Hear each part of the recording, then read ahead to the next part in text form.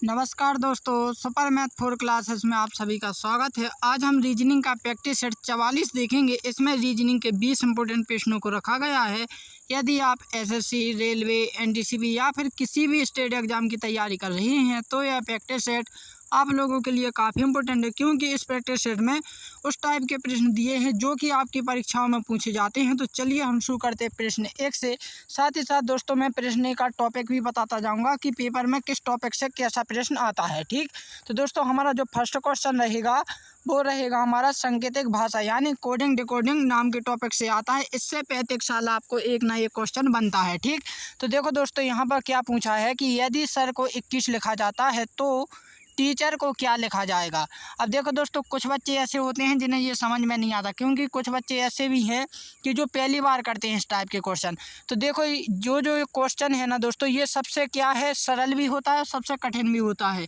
इसमें जो सर है ना, हमारे पास सर बराबर कितने हैं, 21 हैं। तो इस सर को 21 उन्ने किस आधार पर लिखा है वो हमें सोचना है। अब देखो कुछ बच्चे क्या करते, कोडिंग लगाते कि एस की जगह पे 2 है, आई की जगह पर कितना है, 1 है, तो आर हमारा 1 लीटर बनता है, तो कोड तो लगेगा नहीं। ठीक है ना, तो हमें दूसरा लॉजिक क्या देखेंगे कि आप देख सकते हैं कि सर में कितने हैं, 3 लीटर हैं, तो 3 का स्क्वायर कर दीजिए तो कितना होगा, 9 होगा। और 9 में कितने हमारे लीटर हैं, सर में 3 लीटर हैं, तो 3 हमें प्लस करना है, कितना हो जाएगा, 12। 12 में क्रॉसिंग मैथ का प्रयोग करना है, यानी कि उन संख्याओं को क्या करना है, पलट देना है। तो 2 आगे आ जाएगा, 1 पीछे पहुंच जाएगा, तो कितना हो गया, 21। ठीक इसी प्रकार हमें यही लॉजिक किस में लगाना है, टीचर में लगाना है। तो टीचर में कितने लीटर हैं दोस्तों, 7 लीटर हैं। 7 का स्क्वायर करेंगे तो कितना आ जाएगा, 49 आ जाएगा। अब 49 में दोस्तों आप बताइए हम 3 ऐड करेंगे कि या 7 ऐड करेंगे। तो देखो दोस्तों यहाँ पर 3 लीटर थे इसलिए हमने 3 ऐड किए हैं, लेकिन यहाँ पर कितने लीटर हैं, हमारे 7 लीटर हैं, इसलिए हम कितने ऐड करेंगे, 7 करेंगे। ठीक है ना, तो 7 का जब हम ऐड करेंगे तो कितना आ जाएगा, 56 आ जाएगा। 56 आ जाएगा, ठीक है ना। 56 को जब हम पलटेंगे दोस्तों, पलट दिया तो कितना आ जाएगा हमारा, 6 आगे आ जाएगा, 5 पीछे पहुंच जाएगा, 65। क्या किसी ऑप्शन में, जी हाँ ऑप्शन बी में है। तो देखो दोस्तों ये जो सांकेतिक भाषा से आता है ना दोस्तों, तो ये प्रत्येक एग्जाम में पूछा जाता है, इसलिए ये टॉपिक भी बहुत इंपॉर्टेंट माना जाता है। नेक्स्ट क्वेश्चन कैसा पूछा जाएगा, नेक्स्ट क्वेश्चन पूछा जाएगा निम्नलिखित शब्दों के अक्षरों का संबंध ज्ञात कीजिए। जैसे पुस्तक का संबंध आपका लेखक से है, उसी प्रकार बांध का संबंध हमें यहाँ पर क्या है, बताना है। देखो दोस्तों ये जो क्वेश्चन आता है सादृश्यता परीक्षण, हिंदी में सादृश्यता बोलते हैं और इंग्लिश में इसे एनालॉजी टेस्ट बोलते हैं। तो इस टॉपिक से आपको एग्जाम में 2 क्वेश्चन आते हैं, एक आपको आएगा किसमें, वर्ड में, और दूसरा आता है लेटर में, तीसरा होता है दोस्तों क्या, नंबर वाला में। ठीक, तो 3 टाइप की एनालॉजी होती हैं, इसमें से 2 क्वेश्चन आते हैं, चाहे वो किसी भी टॉपिक से लिए गया है। तो देखो दोस्तों यहाँ पर क्या हो रहा है कि पुस्तक का संबंध किससे है, लेखक से है, तो बांध का संबंध हमें बताना है। अब ये बताइए दोस्तों कि जो पुस्तक होता है वो कौन लिखता है, लेखक लिखता है। जैसे कविता है तो कविता कौन लिखेगा, कवि लिखेगा। ठीक है ना, तो इसी प्रकार जो बांध है दोस्तों, बांध कौन बनाता है, पता है, आदमी बनाती है, लेकिन आदमी में कौन बनाता है दोस्तों, वो बनाती है इंजीनियर। इसलिए इसका राइट आंसर क्या हो जाएगा, इसका राइट आंसर हो जाएगा क्या, इंजीनियर। ठीक है ना, मुझे उम्मीद है कि आप समझ गए होंगे। तो दोस्तों इसके क्वेश्चन आपको 2 आएंगे, जो कि दोस्तों रीजनिंग का सबसे बड़ा टॉपिक माना जाता है। इससे आपको 4 अंक के आते हैं, 2 क्वेश्चन आएंगे। अब वो चाहे आपके वर्ड एनालॉजी से हैं, नंबर एनालॉजी से हैं, या फिर लेटर एनालॉजी से हैं, जो उसने भी ये टॉपिक पढ़ा है उसे वो सभी के सभी जो क्वेश्चन है वो करने आते होंगे। ठीक है ना, नेक्स्ट क्वेश्चन। तो नेक्स्ट क्वेश्चन दोस्तों आपसे एक इस टाइप का भी आता है, कथन और निष्कर्ष।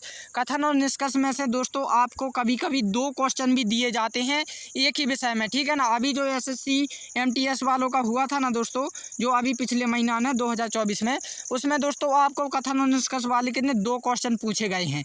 लेकिन दोस्तों एक तो पूछा ही जाता है, लेकिन आपको 1 से 2 भी पूछे जा सकते हैं, तो इस चीज़ का आप ध्यान रखें। तो देखो दोस्तों अब ये किस टाइप से किए जाते हैं वो भी आप समझ लिए। जो आपको जो इतना हिस्सा दिख रहा है ना दोस्तों, ये सभी का सभी क्या है, प्रश्न में ही है, और प्रश्न ने आंसर कर बता दिया, ये उन्होंने बता दिया। इसमें से हमें बताना है कि कौन सा सही है और कौन सा क्या है, गलत है। तो देखो दोस्तों यहाँ पर क्या क्या क्या क्या रहा है वो हम पढ़ लेते हैं एक बार। दिए गए कथनों को सत्य मानिए और बताइए कि कौन सा निष्कर्ष कथनों का तार्किक रूप से अनुसरण करता है। कथन है सभी पंखे, यहाँ पर पंखे हैं, सॉरी, ठीक है ना, पंखे बल्ब हैं, कुछ बल्ब पे फ्यूज है, फ्यूज का मतलब है बेकार हैं। यहाँ पर जो निष्कर्ष में दिया है ना, वो क्या दिया है कि सभी बल्ब फ्यूज हैं। फ्यूज का मतलब होता है दोस्तों ख़राब। अब जो सेकंड वाला है कि कुछ बल्ब फ्यूज हैं, ठीक है ना। तो ये हमें सिद्ध करना है। क्या सिद्ध करना है कि क्या जो क्वेश्चन ने सही बोला है या फिर कौन सा गलत है, ठीक है ना। तो देखो दोस्तों, हमें डायग्राम की बनाने की आवश्यकता पड़ेगी।